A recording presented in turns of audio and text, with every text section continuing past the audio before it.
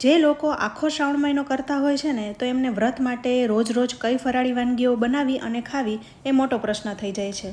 તો રોજ રોજ તળેલી વાનગીઓ ન ખાતા તમે એવી વાનગીઓ બનાવો જેનાથી તમને આખા દિવસ દરમિયાન થાક કે અશક્તિ ન લાગે, સાથે દિવસ દરમિયાન તમને જેટલી શરીરને જરૂરિયાત હોય પ્રોટીન, કાર્બોહાઈડ્રેટ, વિટામિન વગેરેની પૂર્તિ પણ થઈ જાય અને માથું દુખવું, એસિડિટી વગેરે જેવી સમસ્યા પણ ન થાય. તો આજે હું કિચન સિરીઝમાં એવી જ ફરાળી વાનગીઓની થાળી લઈને આવી છું જેમાં એક પણ વાનગી તળેલી નથી, એકદમ હેલ્ધી છે અને ખૂબ જ ઓછા તેલમાં બનાવી છે. તો જો તમે પણ શ્રાવણ મહિના દરમિયાન આવી ફરાળી વાનગીઓ ખાશો ને તો ક્યારેય બીમાર નહીં પડો. તો શરૂઆત કરીએ ટમેટા સૂપ બનાવવાથી. તો આ ફરાળી થાળી હું 2 વ્યક્તિઓને થાય એ રીતના બનાવી રહી છું. તો એના માટે મેં 3 ટમેટા લીધા છે, સાથે સૂપ ઘટ થાય એ માટે 1 ગાજરનો ટુકડો લીધો છે. તો કુકરમાં 3 ટમેટાને અડધા અડધા કાપીને ગોઠવી દઈશું અને સાથે આપણે 1.5 ગ્લાસ પાણી ઉમેરીશું. પણ એક ક્લિપ મારાથી મિસ થઈ ગઈ છે, તો 1.5 ગ્લાસ પાણી ઉમેરી કુકરને બંધ કરી 4 થી 5 સીટી વગાડી લેવાની છે. હવે ટમેટા બફાય છે ત્યાં સુધીમાં આપણે તુરિયાનું શાક બનાવી લઈએ. ચોમાસામાં જ્યારે તમે વ્રત કરતા હોય ને ત્યારે ખાસ કરીને વેલાના શાકભાજીનો ઉપયોગ કરવો જોઈએ. દાખલા તરીકે તુરિયા છે, ગલકા છે, દૂધી છે, આ બધા શાકભાજી તમે ફરાળમાં ખાઈ શકો છો અને સાથે તમારું પેટ પણ હળવું રહે છે, એટલે ગેસ, એસિડિટી જેવી સમસ્યા નથી થતી. તો અહીં મેં 300 ગ્રામ જેવા તુરિયાની છાલ કાઢી ધોઈ અને સમારી લીધા છે. તુરિયા સમાર્યા ત્યાં સુધીમાં કુકરમાં પણ સીટી વાગી ગઈ છે અને હવે આપણે શાકને પણ બનાવી લઈએ. તો શાક આપણે અહીં છૂટું કરવાનું છે. તો 300 ગ્રામ તુરિયામાં આપણે માત્ર 2 ચમચી જેવું જ તેલ મૂકીશું, વધારે તેલની જરૂર નથી હોતી. તો તેલ ગરમ થઈ જાય એટલે અડધી ટીસ્પૂન જીરું મૂકી સાતળી લઈશું. ત્યારબાદ આપણે તુરિયાને પણ ઉમેરી દઈશું અને સ્વાદ પ્રમાણે સિંધવ મીઠું ઉમેરીશું, મિક્સ કરીશું અને ઢાંકીને રાખી દઈશું. તુરિયામાં છે ને પાણીનો ભાગ વધારે હોય છે, એટલે એના જ પાણીમાં તુરિયા છે એકદમ સરસ રીતના ચડી જશે, એટલે આપણે એક ટીપું પણ પાણીનું ઉમેરવાનું નથી. તો 3 થી 4 મિનિટમાં તુરિયા છે એ ઘણા ખરા કૂક થઈ ગયા છે. તો સાથે આપણે ટમેટા, આદુ અને મરચાં પણ ઉમેરી દઈશું. અહીં મેં 1 મીડિયમ સાઇઝનું ટમેટું, અડધો ઇંચ આદુ અને 2 લીલા મરચાંને સમારી ઉમેરી દીધા છે. હવે બધું મિક્સ કરી ફરી ઢાંકીને ચડવા દઈશું.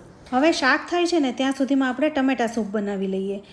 તો 1.5 ગ્લાસ પાણી ઉમેરેલું હતું, તો તમે જોઈ શકો છો એકદમ સરસ ટમેટા ચડી ગયા છે અને છાલ એની અલગ થઈ ગઈ છે. તો બધી ટમેટાની છાલ આપણે કાઢી લેવાની છે અને સાથે ગાજરને પણ નાના ટુકડામાં કાપી લીધું હતું, એટલે સરસ રીતના બફાઈ જાય અને જ્યારે આપણે બ્લેન્ડરથી બ્લેન્ડ કરીએ તો એ મિક્સ થઈ જાય.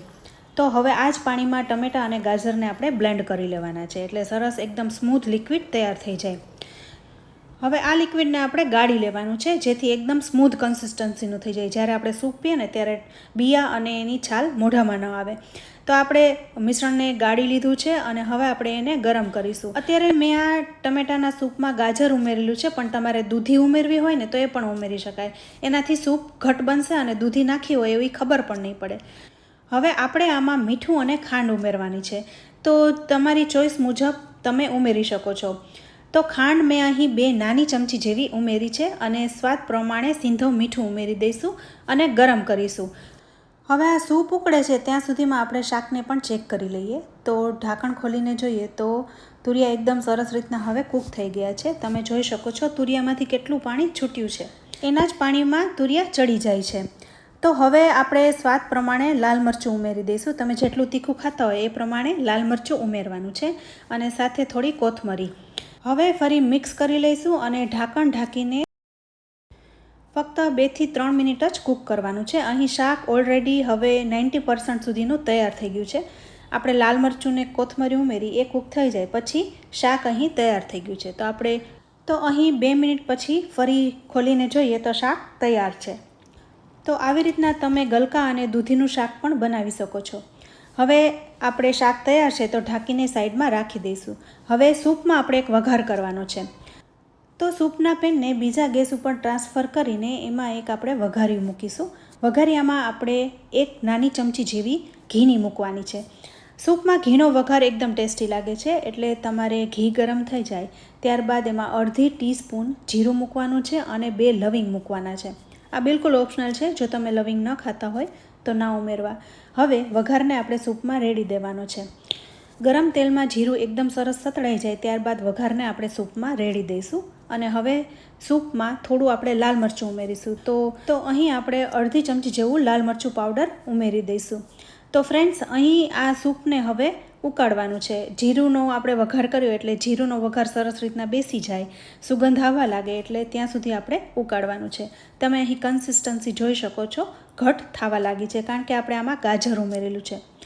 સાથે થોડી કોથમરી પણ ઉમેરી દઈશું એટલે સુગંધ સરસ આવે. તો 2 થી 3 મિનિટ પછી સૂપ અહીં તૈયાર થઈ ગયું છે. તો હવે ઢાંકીને સાઈડમાં રાખી દઈશું. હવે આપણે સામાની ખીચડી બનાવીશું. તો સામો છે એ ચોખા જેવું ધાન્ય છે જેને ખાવાથી તમને જરૂરી કેલ્શિયમ, આયર્ન અને ફોસ્ફરસ મળી રહે છે અને જેને ખાવાથી ભૂખ પણ ઓછી લાગે છે અને પેટ ભરેલું લાગે છે. તો અહીં મેં એક નાની વાટકી સામો લીધો છે જે મેઝરિંગ કપ પ્રમાણે અડધો કપ જેવો થાય છે.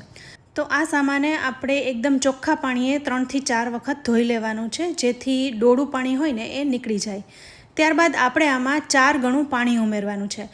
સામાની ખીચડી જો તમારે એકદમ ઢીલી કરવી હોય ને તો 5 થી 6 ગણું પાણી ઉમેરવાનું. પણ હું અહીં સૂપ સાથે સામાની ખીચડી બનાવી રહી છું એટલે હું થોડી છુટ્ટી થાય એવી સામાની ખીચડી બનાવીશ. તો મેં અહીં 4 ગણું પાણી ઉમેર્યું છે. સાથે મેં બટેટાનું છીણ, થોડા સિંગદાણા, લીમડો, આદુ, મરચાં અને કોથમરી લીધી છે. તો આ બધાનો ઉપયોગ આપણે ખીચડીમાં કરીશું જેથી ખીચડી એકદમ સ્વાદિષ્ટ બને. તો કુકરમાં બનાવીશું એટલે ફટાફટ થઈ જાય. તો 2 ચમચી જેવું તેલ ઉમેર્યું છે, સાથે 1 નાની ચમચી જીરુંની, અને હવે આપણે મરચાં અને લીમડાના પાન ઉમેરી દઈશું. સાથે શિંગદાણા પણ ઉમેરી દઈશું એટલે સરસ રીતના સતળાઈ જાય. મિક્સ કરીશું. ત્યારબાદ આપણે આમાં આદુ અને બટેટાના છીણને પણ ઉમેરી દઈશું.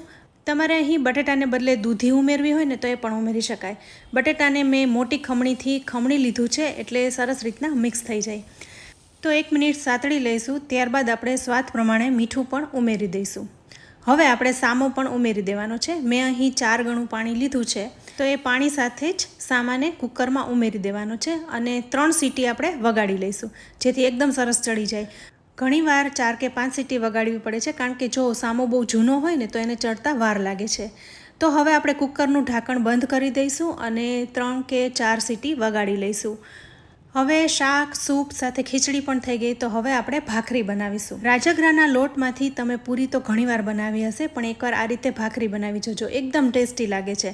તમને ખબર જ નહીં પડે કે આપણે રાજગરાના લોટની ભાખરી ખાઈએ છીએ. તો અહીં મેં 2 નાની વાટકી એટલે મેઝરિંગ કપ પ્રમાણે 1 કપ રાજગરાનો લોટ લીધો છે. એમાં આપણે સ્વાદ પ્રમાણે સિંધવ મીઠું ઉમેરી 1 નાની ચમચી જેવું તેલ ઉમેરીશું. તેલ ના ઉમેરો તો પણ ચાલે, પણ મેં 1 ચમચી જેવું ઉમેર્યું છે. હવે બધું સારી રીતના મિક્સ કરી લઈશું અને ખૂબ જ ઓછા પાણીમાં તમારે આ લોટ બાંધી લેવાનો છે, કડક બાંધવાનો છે. તો અહીં જે માપથી મેં લોટ લીધો હતો એ અડધી વાટકી જ પાણી જોઈશે એટલે મેઝરિંગ કપ પ્રમાણે પા કપ પાણીમાં જ લોટ બંધાઈ જશે. અહીં લોટ આપણે કઠણ બાંધવાનો છે. લોટ બાંધતા પણ લોટ છૂટો છૂટો રહે એવો આપણે રાખવાનો છે. બહુ વધારે પાણી ઉમેરી દઈશું ને તો ભાખરી જરાય સારી નહીં બને અને હાથમાં લોટ ચોટ્યા કરશે. તો અહીં જે વાટકીથી લોટ લીધો એ અડધી વાટકી જ પાણી જોયું છે. તો હવે આપણે લુવા બનાવી લઈએ. આ ભાખરીના લોટને રેસ્ટ નથી આપવાનો, તરત જ આમાંથી ભાખરી બનાવી લેવાની છે. તો મોટો લુવો લઈ પાટલી ઉપર લઈ લઈશું, થોડો ઉપર લોટ છાંટીશું એટલે વણવામાં સરળતા રહે. તો આપણે આ ભાખરી વણીશું ને એટલે એની કોર છે ને એ તૂટતી જશે એટલે આપણે કોર વાળતા જવાનું છે અને ભાખરીને પણ વણતા જઈશું.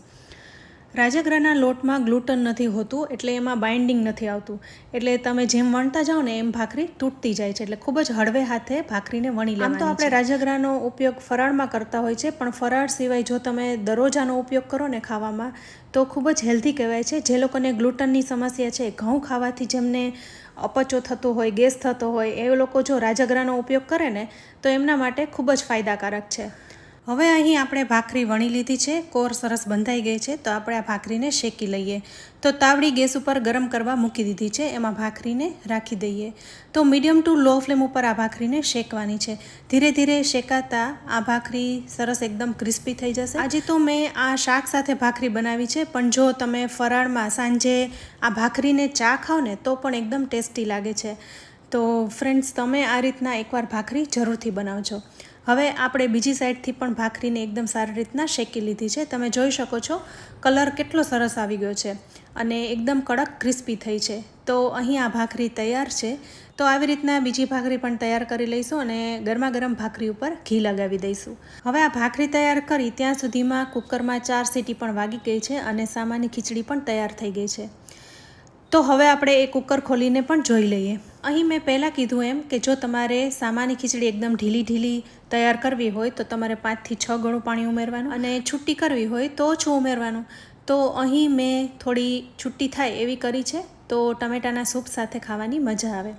તો ફ્રેન્ડ્સ, હવે આ ખીચડીને મેં બાઉલમાં કાઢી લીધી છે અને કોથમરીથી ગાર્નિશ કરી છે. તો આપણે અહીં બધી વસ્તુ તૈયાર થઈ ગઈ છે: ટમેટાનું સૂપ, શાક અને ભાખરી. તો બધી જ વસ્તુ ગરમા ગરમ છે ત્યારે જ આપણે થાળી પીરસી લઈએ. સાથે સલાડમાં હું કાકડીને પીરસી રહી છું. તો ફ્રેન્ડ્સ, તમને આજની આ થાળીની રેસીપી કેવી લાગી?